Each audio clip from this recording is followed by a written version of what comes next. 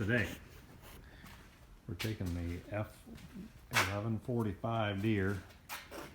We're going to mount this thing to it. Got a few complications. And the plow is sitting in its normal attitude. I guess I could do that for aesthetics. Let's see. Pardon my noisiness. Put this down.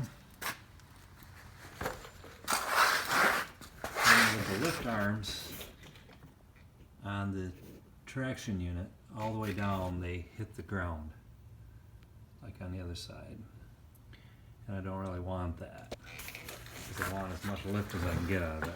Now I don't want it to be like at its normal resting position flat on the ground and have the arms completely all the way down. What I've done is I've notched out, taken this piece off. How did I do that? So I took this piece off, which was then welded to this. And the problem with that was this is too far out.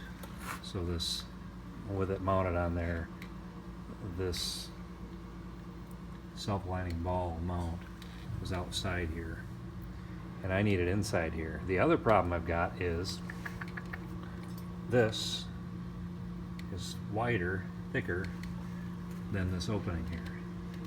Lighting's not really good, but just trust me on that.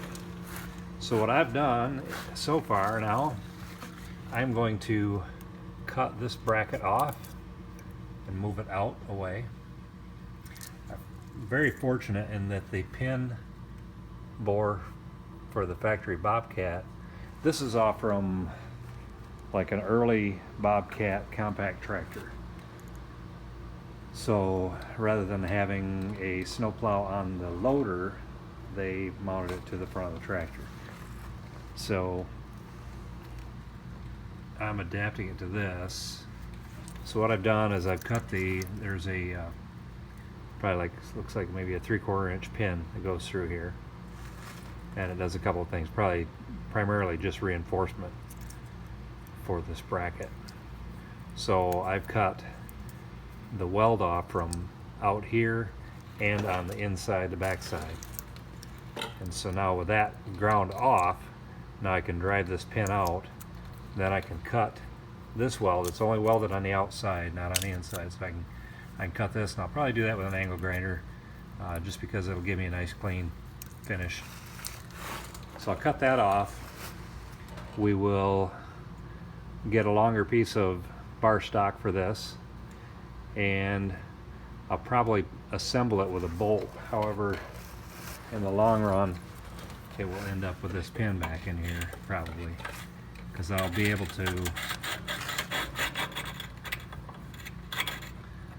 I may end up making a different pin so that I've got a handle out here, but this pin would be long enough, worst case scenario, if I shove it all the way in. The idea is to be able to drop this in, flip the bail down, locks it in. So I would shove that in all the way, because I only have to move it out about 1/4 inch. But so I'm going to bring this out 1/4 inch. We'll put a longer piece in here, weld it on the inside and the outside. And with this, with these two pins, with a bolt in here aligning it and this pin in here, it will be relatively square. And so I can slide it out to where I need it. I'll probably just actually sandwich it in, put a 1-inch bolt through here, run our self-lining ball joint inside of there, pinch it down relatively tight, maybe take a thin piece of shim or a thin washer or something in there so that it's not crazy tight. And once I have that established, do that on both sides, then I can kind of line the plow up. I'll get these arms. There's a lot of slop in here. This thing's got about probably 2,500, I think, on the meter hours of mowing. So this lift cylinder, the joint down there, it's probably a self-aligning ball as well. That's pretty worn out. The fulcrum pin on the other end, like the anchor for this arm, that's got some wear to it. I'm not overly concerned about that stuff because it's just for clearing sidewalks. We're never going to mow with it, and basically I just need this plow to go up and down. And the beauty of those pieces being worn, it will allow for that plow to wander a little bit. It'll be able to follow some contours, so we don't want it rigid. And with something this narrow, it'd be really easy. Probably on the tractor that it was originally built on or built for, it was so rigid it probably would not follow contours worth a hoot. So when we're done, it'll oscillate a little bit. So I may have to take measures to limit that, but that shouldn't be too big of a deal. But anyway, once we get that anchored in, then I've got to figure out what I've got for clearance issues here and so on. But anyway, that's a start to where we're at. So we're gonna drive that pin out, cut this weld. I'll bring you back after we're done with that process. You can see this or not. This arm back here, I need to shorten this length up here and bring it in. Actually, it's going to lay like this. That plow angle, I can't set it in there, but that gives you the idea of what's going on. So, take a section of this out, and much like a lot of things that I do, I ballpark this. So I need to not only bring this in, but I need to raise this angle up. So I've kind of laid out where I'm going to cut it. So let's cut it and see if it happens the way we want it to. Mask up.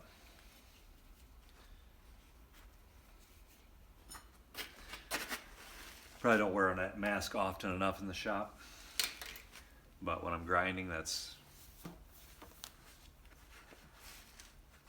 critical.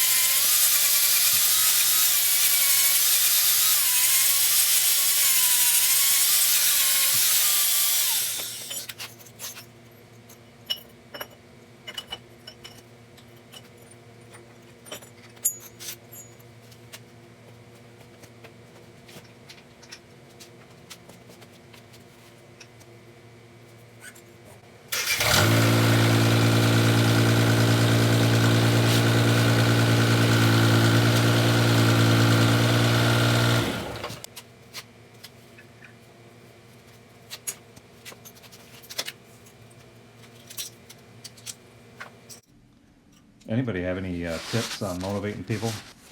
I'd like to be able to get this guy to work at this rate of efficiency all the time. You seldom see him move this fast, so I don't know how to get in and speed up the frames on his actual production, so I can make it appear like he's getting something done. But anyway, this has been a fun project.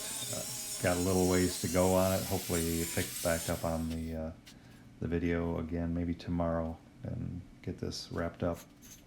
So anyway, I appreciate everybody joining along. Hit the like and subscribe like everybody says. I do appreciate you being here.